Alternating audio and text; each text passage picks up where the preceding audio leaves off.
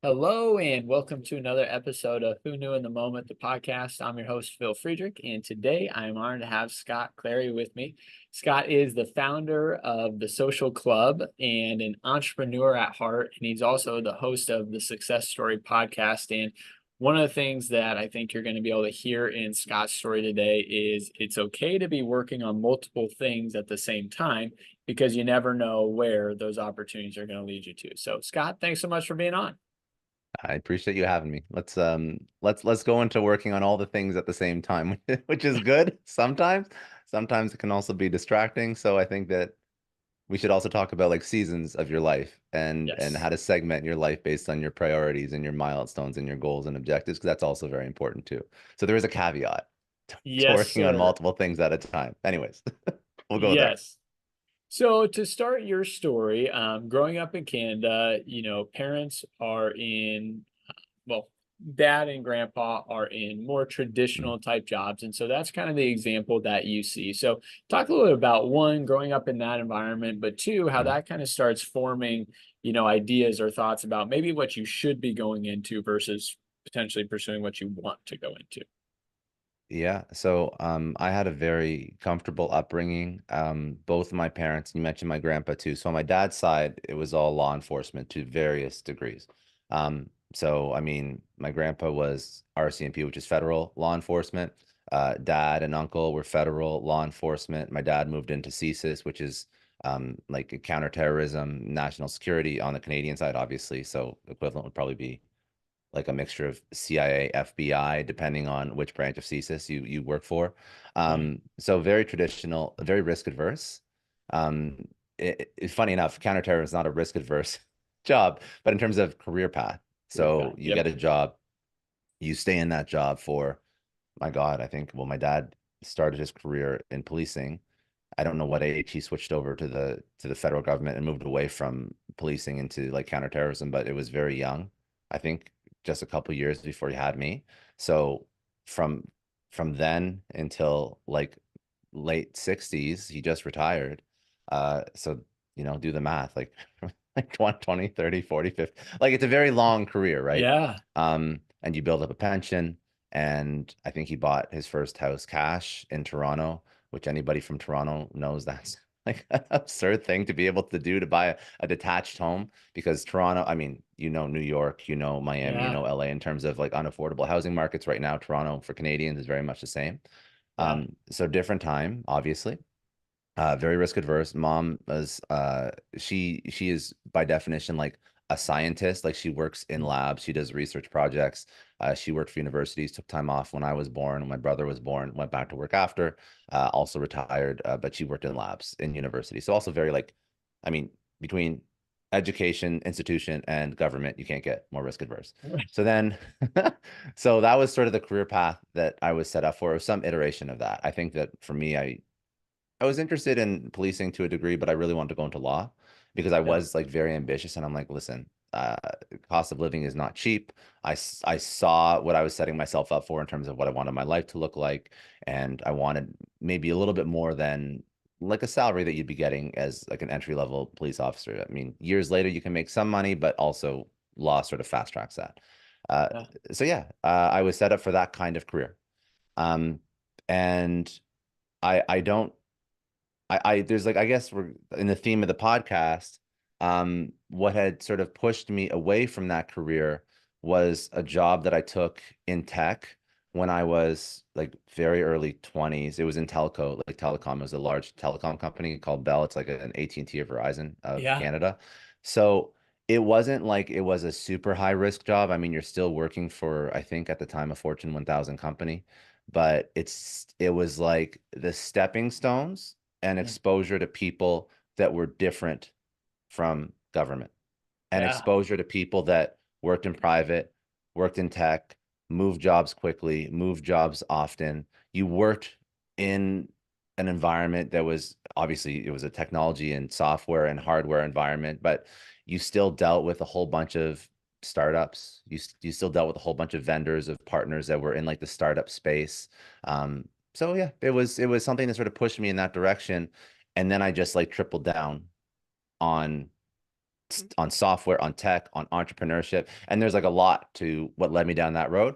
But that was like the first point that sort of drew me Yes. away from everything my family knew. Yes. So as you're going into the tech world, there's obviously a gazillion different ways you can do it, right? You can work for the Mhm. large companies, you can do your own thing, you can do the startup route. And you started with the large companies. And as you're there, you're like, I see great opportunities, but I also know that I'm still an employee of a business and there's not going to necessarily be ownership opportunity until probably way, way, way down the road. And if I can climb a corporate ladder. So talk a little bit Yeah. about that mindset and seeing that, because I think a lot of people, they do that and it doesn't bother them, right? They have comfort in knowing they work Yeah. for a large company, low risk of me, you know, finding out our company's not doing well or not going to be existing. And for you, you're like, I appreciate the large company, I'm learning a lot, but I think there's something more to this. So for me, it was just because I was very anxious about moving my career forward. So Yeah. I looked at the people that were C-suite Yeah. of a company that size. I mean, they're all 50, 55, 60. I mean, like there's a couple exceptions to the rule, but many of them are very old and they're all Ivy League educated. And at the time, I didn't have an MBA.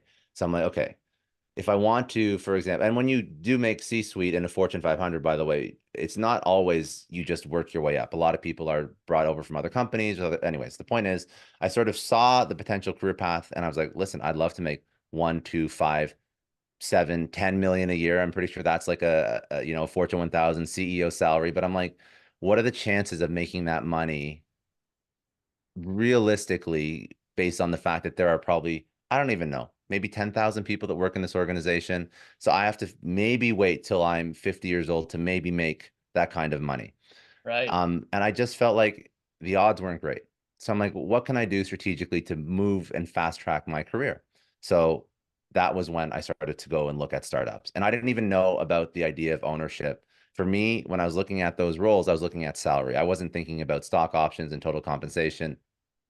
It was really just how do I make a shit ton of money in 1 year, and that's what I want my salary to be. Because when I started, my base was when I started, I was working in stores. I'm sure my base was like 35, 40, and then it was a purely commission. But then you start to get into like higher salaried roles, 70, 80, 100. You can still make 200, 250, whatever, great salary, but it's not millions. So Yeah. point is, I wanted to fast track a little bit. So I'm like, maybe if I work for a different company, I can move my salary up quicker and I can get more experience quicker. So I moved into a smaller telco in sales and marketing leadership role. That's when I first understood the opportunity of ownership, because that company was sold to private equity at a very Yeah. good multiple. And I saw the transaction take place because I joined, led sales and marketing, grew revenue, exited event, founder retired or quasi retired. So I was like, listen, that's like a light bulb moment. So this is the fast. I say fast track in air quotes because it's Yeah. like incredibly hard and difficult, and your chances of failure are exceptionally high. Yeah. But this is like the potential fast track to getting to where I want to be. I enjoy the people that I work with in startup land a little bit better than I enjoyed working with people in Fortune 1000, just because they were more, I felt, in line with how I viewed the world. They moved faster, they were more agile, they were a fun cohort of people to work with because they thought the same way.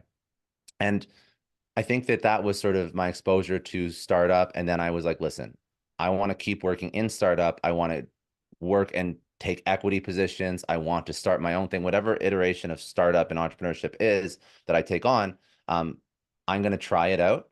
And if I don't figure it out by like 30, then whatever, I can go back to law school. Like that's like Yeah. my backup plan, right? And I'm like, Yeah. whatever, then I'll do 4 years of law school. And then I know that getting out of law school, I can start at like 100K salary. And then, in 10 years or 5 years, I'll make partner. I'll be pulling in 400, 500, and I'll figure out, it was a very safe career path. If I can make 500 a year at 35, 36, whatever it is, actually, the math doesn't work. It'd be 30 to 34 law school, maybe 500 a year by 40. I'm like, that's still a good salary.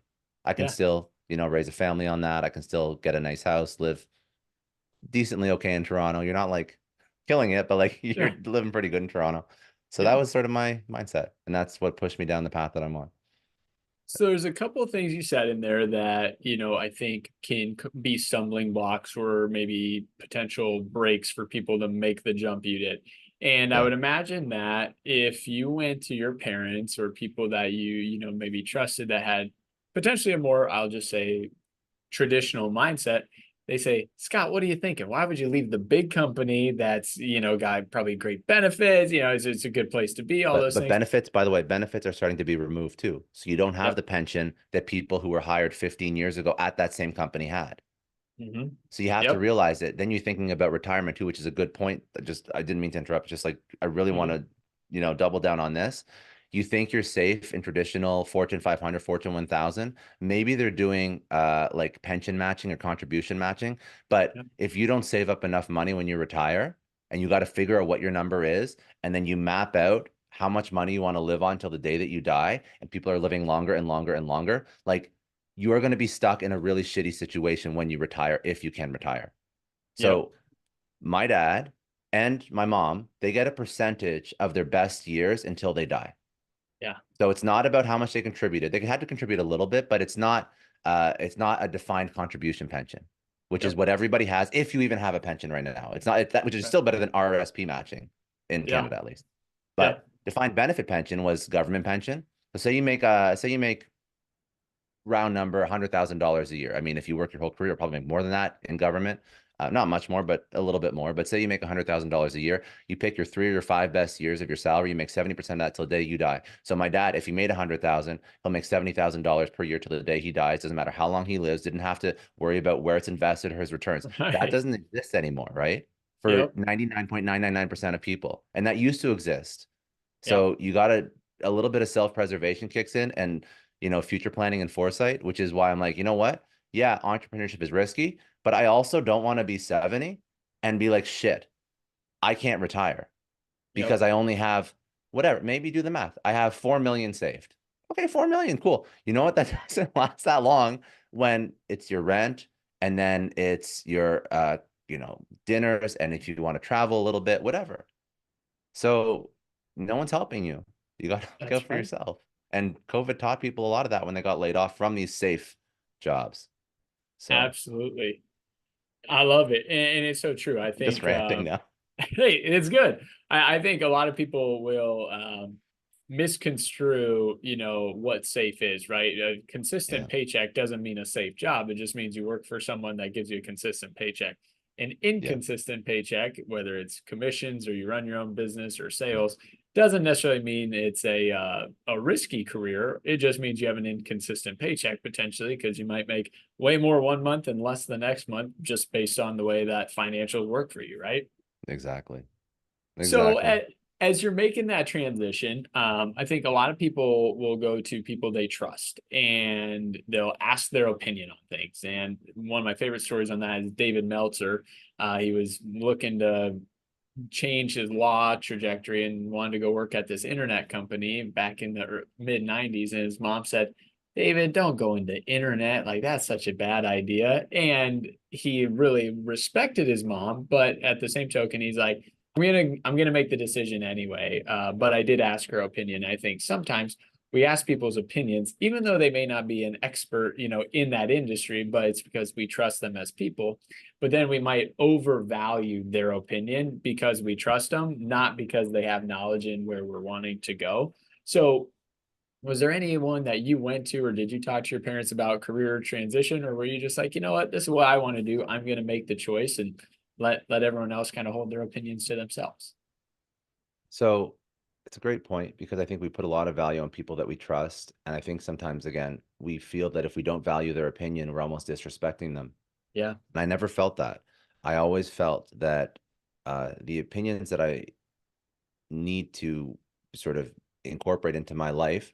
And there's a lot of people that have mentored and given me opinions and given me advice and told me not to do stuff and told me to do stuff. I take opinions from people that have accomplished what I want to accomplish. And that's really the go-to resource for me. And there's two things that allow me to do that. So first, I take opinions from people that have accomplished what I want to accomplish, both people that have accomplished it and then far exceeded what I've wanted to accomplish, as Yeah. well as people that have just accomplished what I want to accomplish, because then I can really get very fresh feedback as to what to do next. And when I look at those people in my life, and I've done it in my career, but I've also done it in like a content marketing strategy. So if I want to kill it on Twitter, or if I want to have a great podcast, I'm going to look at somebody who's built a podcast or built a Twitter audience, obviously two just random examples, that is Yeah. just slightly bigger than my own. Or I'll look for somebody that's built a company slightly bigger than my own. Those are the people I go to, and then I either speak to them and get feedback, or I will do my best to research and reverse engineer their success. Yeah. And I truly do believe that nobody is that special. And I believe that if somebody's accomplished it, I can accomplish it. And I have a massive amount of belief in my own ability. So I will look at what they've accomplished, reverse engineer the steps that they took to get there, whatever that is, if it's career, if it's they took this job and they learned this thing and then they went to this position and they, whatever it is, or it could be they have a podcast that's bigger than me and I see their strategy and they post on this platform and they run ads here and they bring on this guest and they do these collabs and they do this event, whatever it is, I reverse engineer and then I trust myself to execute those Yeah. exact steps. And then funny enough, I usually end up in a pretty damn good position. So I think the trust in yourself, reverse engineering, so the gap from A to Z is no longer opaque, is one of the most powerful things that you can do for your own career and for yourself. And some people have lack of trust in themselves and the Mm. journey is opaque. So they not only don't put the energy and effort to understand the journey, but they also don't trust themselves to execute on it. And I Yeah. say to those people, the reason why you don't trust yourself is because you don't codify and keep track of your wins. Because Mm. the only reason why you wouldn't trust yourself is because you don't have belief that you can actually do it. And I think the reason why people have a hard time believing in themselves to the same level as what I just said I have in myself, because they focus on the negatives and the losses in their life. I've always been very careful to understand every single win that I've had, because literally every single day, every deal, every job you get is a win and like a proof point that you can do incredible shit. Yeah. But as humans, we focus on the time we got fired or the time we lost a deal or the time we got dumped or whatever it is, because those are the things that elicit this massive emotional response in us and it imprints in our brain. Yep. And it really, really hurts how we almost trust and have faith in our own ability to do anything. So I think that if more people like literally itemized their wins and found a way to document them, I mean, however you want to do that, it could be, some people do like vision boards. Maybe you just take a look at all the different things you've done in your career over the past year and put those on a board somewhere and like look at it once a month. I don't care if it sounds corny. The point is, you got to remind yourself that you can do the things that you're set out to do and you've done them in the past, which gives you the agency and the authority and the confidence to do them going forward. So those two things, trusting yourself, finding a way to trust yourself, plus mapping out the process, it's just like a rinse and repeat for me to any level. I love it. Rewind that a minute and a half, listen to that again. That's sage advice. We'll And clip that to shit up. We'll put it on TikTok. We'll put it on the show. that's Maybe not right. TikTok. We'll put it on. We'll put it on everything else. Well, so to that point though, I love how you talk about your confidence there. And one of the Mhm. things that I would say to your confidence was a next transition is a friend of yours kind of talks about, hey, there's this role open, it's a CRO role, and you've never technically had that role, but you're willing to put your name in the hat Yeah. and willing to apply for that. And I think, what's easier to do is think of all the reasons why I shouldn't apply, right? Well, Correct. I've never had that job. I don't know if I'd be good at it. And you said, well, why the heck not? I feel like I checked some of the boxes or most of them. Like, I'll put Yeah. my name in the hat. So, talk a little bit about one, that experience, but then two, kind of piggybacking off of the confidence piece, what gave you the confidence to apply for a role that technically one would say you weren't qualified for? Yeah. I think that, I mean, I'm sure there's a lot of quotes around like take the job and then do the work. I think that Yeah. there's many famous quotes around that particular Yep. concept. That story was the first startup environment that I left after the large Fortune 1000 Bell Canada. I went to a smaller telco, hired on as the one of the more senior sales reps, and the guy that hired me on, he left as a director for Salesforce. So at that point, there was no one leading sales and marketing. This is where that particular story came from. So Yeah. I I hadn't led sales and marketing completely in an organization to any degree before.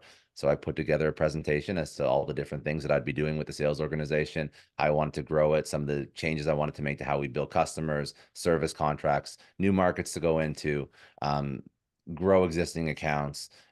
It was really just like a 30, 60, 90-day plan that, funny enough, the reason why I did that is because I saw all the people that were applying for the role externally were putting together for the CEO. So I'm like, well, I can just do my own 30, 60, 90. I already know the company. I already know the products. I already know the people. I work with all of them. It's going to be a little bit weird because I'm younger than most of the people that I would be leading, but regardless, give it a shot. And that was Yeah. it. It was I don't so you asked like why I had the confidence to do that. I think that I've always found that the worst thing that people can say is no. And if they say no, you're kind of just at the same spot as where you started. And Yeah. I don't want to gloss over the fact that that sort of headspace that I operated from and the mindset is not an easy thing for people to internalize. Like Yep. it's really hard for you to just say, listen, I'm going to figure it out. It is entirely about maybe a little bit of delusion and Yeah. being overly self-confident. But I actually think that you need those traits to a degree Yep. to be wildly successful or to move faster. Yep. You have to trust yourself and you have to know your own self-worth. And that process that I just walked through with, like, categorizing my wins and understanding why I think I'm so cool and great and I've done amazing things. It's, yeah, sure, definitely in my career, I've bit off more than I can chew, but I think I've always sort of had that feedback loop running of, you know what, if somebody can figure it out, I can figure it out. And Love if it. I can't figure it out, I'll let people know the things that I'm having trouble with because I had confidence, but I didn't have an ego. So Mm. people Yeah. sometimes confuse confidence and ego. I Yeah. would take the job and I would execute and I would probably work twice as hard to figure out the shit. But if something wasn't working, I wouldn't pretend that I knew the answer. So it was a combination of the confidence plus the humility that allows you to succeed because you take roles that maybe are a little bit of a stretch for your ability, but simultaneously, you're also like roping in all these people that want to help you succeed inside the company, outside the company. And like, it's pretty amazing if you actually ask for help and then work a little bit harder than most people, how fast your career is going to move. I So, love it. That's a great addition there, right? Yeah, it's the confidence, but then there's the humility of yeah. being willing to ask when you need the help and admit that. So I love it. Now, at some point, you decide to want to start kind of a side business while you're working, and what I love about that is, and this is what we were kind of joking about in the first minute of the episode, and that is it's okay to have multiple things you're working on. However, and you can tie this into it, try and be strategic on when you're doing those things, right? Don't spend 4 minutes on this and then flip to something else for 10 minutes and then back, right? Segment, chunk, whether it's by Yeah. day or whether it's by time of day or, however you can kind of segment your time to be strategic. So talk a little bit about starting a side project, side business, all the Yeah. while doing your others, and then how you kind of manage time. So the podcast was probably the biggest Yeah. side business that I started, right? And I was building that. So 4 years ago, I was CRO at a broadcast software company. We built that, we sold that 4 years ago. And while I was running that and building that company, that's when I started my personal brand. That's when I started my show. That's when I started writing a newsletter. That's when I started posting on social. So all like if you go to my social, that's about whatever 5.5 years old. The Yeah. podcast is like 5.5, maybe pushing on 6 years old now. Um, so I think that in my mind, kind of like I said when I first started my career, if this doesn't work out, I'll give myself till 30 and then I'll go back to law school. In my mind, I said, listen, now I'm in like my entrepreneurship phase. I'm building a company, both a software company, and then I'm going to build my own company, which is a personal brand that I can leverage to launch companies off of in the future. But I'm going through like a massive build phase so that I own things that will be useful for the rest of my life. Yeah. And the personal brand play was I'm not going to build a company that I can monetize immediately to the same degree as like a product or a service or a software, because I still have, I'm building a company. It's a very time consuming, but let me Yeah. start something that will give my brand and my personal, me some longevity. So when you build a company, you sell it, it's over with. You have Yep. to start again more often than not, unless you have like an IPO where you become like $1 billion founder, but that's not the majority. Most people, if you sell a company for any significant amount under like 50 million, maybe 60 million, really nobody knows who you are, Yep. even though you've had massive success. So anyways, so I was like, listen, I want to build something that outlasts the company that I'm building right now. And I want to do it fractionally. So I want to start and I'm going to leverage my expertise and I'm going to leverage sort of my free time to build something that's going to last for forever. And I chose to do a podcast and I chose to build a personal brand and a community because I knew for me that would be useful because I didn't really have like a passion per se of another company I wanted to start, but to sort of paint a picture of how that could translate into someone else's career. Say you're working 9 to 5 and true 9 to 5, not like startup, because startup sometimes is a little bit more, especially if you're leading the Right. sales and marketing of it. You really have, I mean, you're on all the time.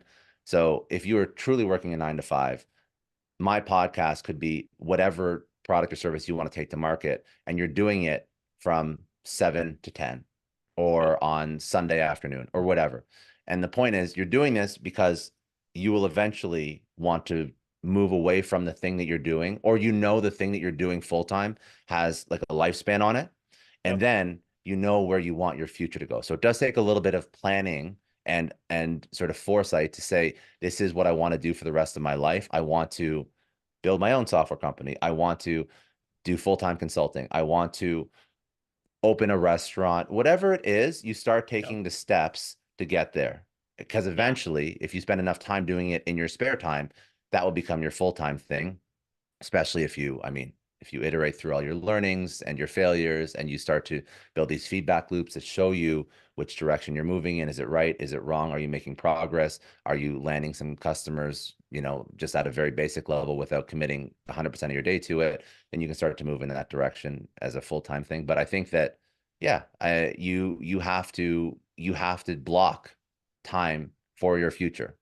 And if Yep. you don't, you will never get to where you want to be. I don't believe for the majority of people that entrepreneurship means quitting your job and hoping you figure it out in 6 months before you run out of money for rent. Yeah. That to me is not entrepreneurship, especially in 2024. There's a really great graph that shows the amount of people over historically, the amount of people that are required in a company to take the company from zero to $1 million in revenue. And you say like in 1950, say it was like 100 people. And you fast forward to 2024, it's one person because of the tools and the resources that we can leverage generative AI, we can Yeah. leverage outsource talent, take advantage of different geographies. We can use no-code tools. We can use marketplaces to find customers. Like there's really no excuse for not being able to start some version of a side hustle, side business in your spare time that can make you money. And Yeah. that will get that'll dip your toe into entrepreneurship. That'll dip your toe into you understanding what ownership looks like, complete full ownership of that thing. And then you start to grow it, you start to improve it, and then eventually that will replace your full-time thing. The reason why like I started my show is because I knew that at some point this company would be sold and Yep. acquired, and then I wanted something that could live on, that would benefit whatever I launched in the future. So I didn't really launch like a business to replace the business. I launched a marketing channel that would be used to grow any business I had in the future. Very Yep. similar to like the Gary Vaynerchuk model with VaynerMedia, Vayner Sports, Vayner Wines, this NFT project. It's just it's the same model basically. Absolutely. Now, one thing I don't want people to glaze over what you said was I gave myself a run. Hey, Mhm. by 30, right? I'm gonna give myself, and I don't know if you were 26 at the time, but let's just say it's 26. So it gives yourself, 4 years, whatever it is. But it gives you an amount of time where, all right, I need to see something measurable, right? But at the same token, it's not, to your point, a 6 month time frame. And it's like, well, Right. if it doesn't work in the first 6 months, then it was a waste of time, or it wasn't the right thing to be doing. It's like you gave yourself a runway. So talk a little bit about, being willing to give yourself time to do something opposed to expecting overnight. I mean, I'm sure you and I can both attest to this, how many people we've met that during COVID started a podcast, right? And after 5 episodes, they weren't getting Joe Rogan type numbers and they said, oh, well, I'm done with it then. And it's like, well, Yeah. yeah, Joe Rogan's been at this for a long time. It just doesn't happen overnight. So talk a little bit about that window and timing. So I believe that if you want to commit to anything, you have to give it 10 years of your life. And what does that 10 years mean? 10 years means you are in like a very high percentile of the individuals in that market or that category. 5 years, and by the way, these are just generalizations. Yeah. Obviously, these numbers could drastically differ, but I think 5 years in most things that you sell, I mean, podcast, it took me, well, now 5.5, where the podcast makes more than most salaries, right?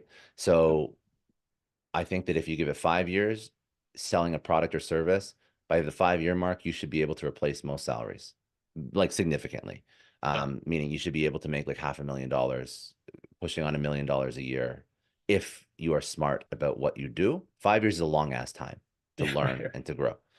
10 years, I think, is when it turns into like a significant business and you have like at that point, I mean, there's probably opportunity for you to exit, or there's probably opportunity for you to raise capital, and at that point you're making far more than you could ever make in a job.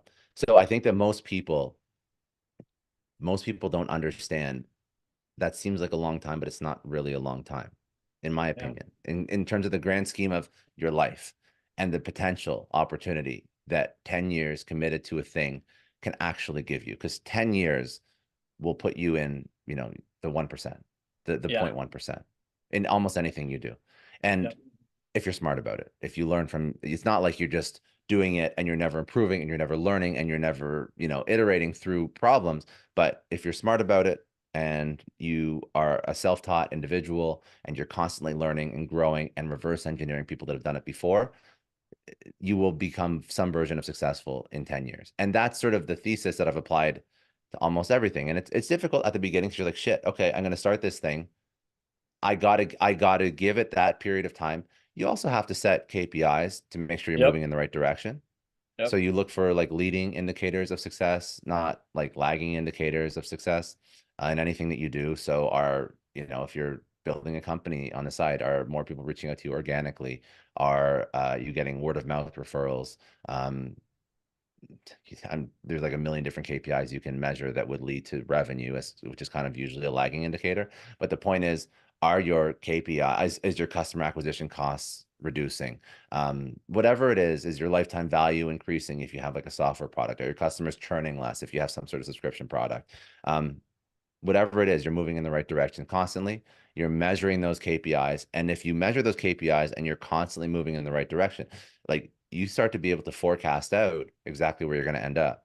So Yep. for a podcast in particular, um, I'm looking at downloads, which is but I'm also looking at like ratings. I'm looking at like my listen notes. I'm looking at my YouTube growth, because there's massive organic search potential on YouTube. So if YouTube's growing, I'm kind of understanding that's going to lead to like audio podcast download growth as well. So I'm like, is it growing? Is it going in the right direction? Yeah. Okay. So I'll keep doing it, because if I just map, and there will be a J curve in everything, like that Right. hockey stick growth curve, Yep. but don't count on J curve as like a business model, right? So if you just see linear growth, even at least, then you're moving in the right direction, and know there will be a point. It's very difficult to properly pinpoint it, but there will be a J curve in growth where, like, if you see linear, linear, linear, then all of a sudden there will be some event that you'll start to see massive J curve growth. But the point is, you're moving in the right direction. So 10 years is not just this block of time, again, that's opaque, where you don't know if it's working or not. You're constantly moving and you see that you're progressing. And that makes that 10-year time span very easy to deal with. Yeah. Yeah. So That's great. I love it. Now, as you have started entrepreneurial journey, you've got the podcast Rock and Roll. Also have a couple businesses that you're working on. So talk a little bit about the social club, and then I believe it's On Me. mhm. So On Me, we actually ended up selling that to a vitamin manufacturer in South Florida. That was a transdermal vitamin patch. So that was something that was a fun sort of passion project for me because I'm super into health and wellness. Yeah. So that company's now retired, but and we're done with that. But with the social club, that's sort of the current company that I'm building. So social club is kind of like, the best way to say it is it's a private members club for later stage or exited entrepreneurs.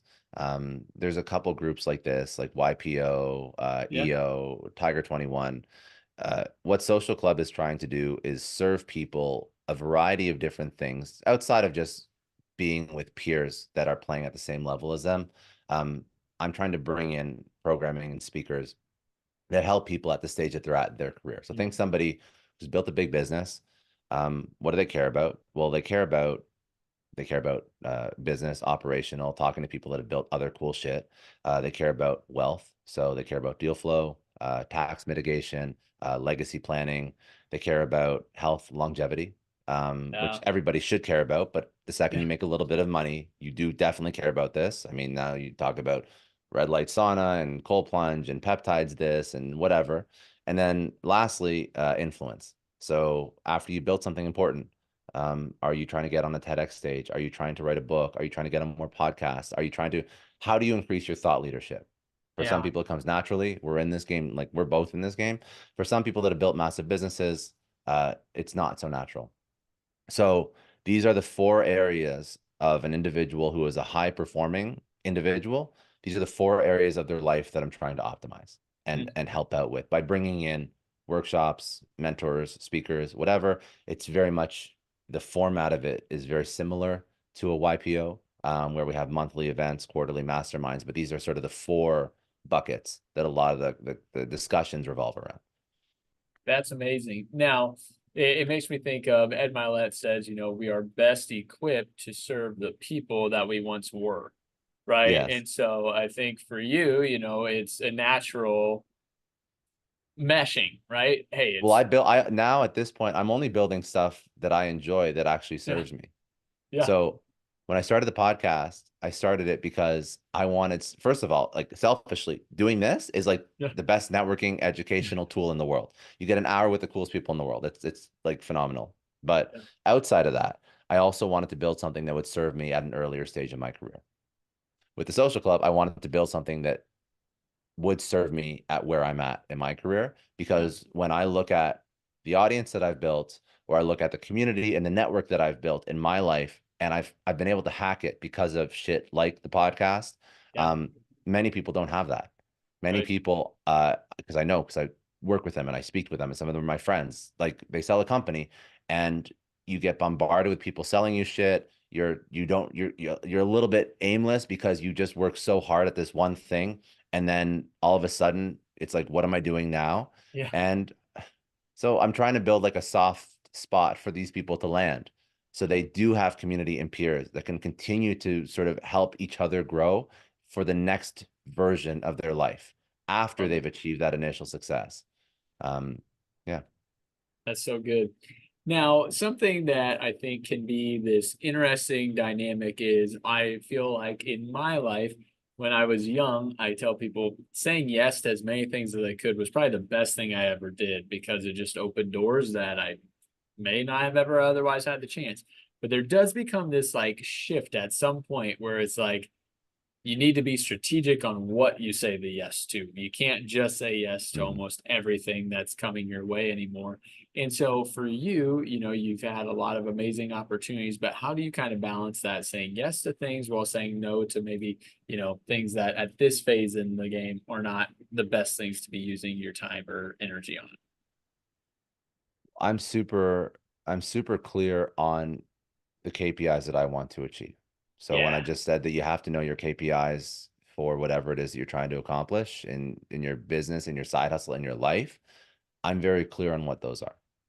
So I know that right now I'm building a business and I'm growing a podcast. And those are basically the only two things that I care about. And if the activity grows the podcast, if the activity gets members to sign up for the community that I'm building, then I do those things. Yep. And basically everything else is a distraction. Love it. So I mean, that's how I segment my days. And there's very few other things, if any. I mean, maybe I'll do a show like a podcast, 'cause it's like a personal brand building thing, which technically could aid in both of those items.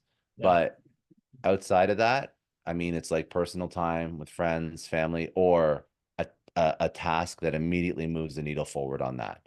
I mean, I will also segment time for, I mean, like if I want to do fun stuff, I mean, that's fine, but that to me is not a commercial opportunity. So if I want to, for example, uh, work with an entrepreneur as like in a mentoring capacity, like Yeah. segment time for that's cool. It's not like you have to be like a hard ass and only focus on shit that will ever make you money. But in terms of opportunities that make you money, I think that's where people lose themselves the most, because they get Mhm. massive shiny object syndrome, because there's a new potential opportunity over here that could Yeah. make them a little bit of money. It's not like, yeah, so you can volunteer time, you can do what you want to do in your life. But I think it's the potential alternative money making opportunities that really distract you. And I know the things that are making me money and that I'm focused on. So anything outside of that to me is not worthwhile right now, or else I'm almost like sabotaging my own success. Why am I That's building a business here if somebody, for example, wants consulting work over here? It Yep. doesn't make sense. And this is actually why I think that you should still be working while you start a company, because what happens in a lot of startup situations is you stop working and you start a company and you take on bad customers, not bad as in like they're bad people. They're not right fit for your product or service. And then you'll start doing all these consulting jobs and random build outs and these custom deployments, and everything is not in line with what you're trying to build just so you can make money. Yep. And then you never actually get the thing built that you wanted to build in the first place and serve the market that you think you should be serving. So yeah, find a way to set up your life so that you're not like clawing at any bit of money you can get, so you can focus on the shit that can actually move the needle. Boom. I love it. I love it. Well, Scott, I want to say thank you for sharing just all the pivotal moments that have led to where you're at. And the thing I'm probably most excited about is the clarity you have. I know that in 2 years, 3 years from now, we're going to have to do this again and highlight all the 100%. amazing businesses you've grown. The podcast is exponentially increased at that point. I'm sure there's got to be a book coming, I mean, all those things I'll just continue to That's help also a grow lot of that work too, personal by the way. I'm brand. trying to figure that one out. Yeah, you're 100% right. It's Yeah. it's a lot of work in that. So, well, no, well, I appreciate you sharing your story, and Thank you, man. everyone go check out his podcast. Find him on social medias, LinkedIn, Instagram, Twitter are probably your three biggest ones. Yeah. But make sure to connect with Scott and continue to follow his great content that he gives nuggets on. Thank you, Phil. I appreciate it.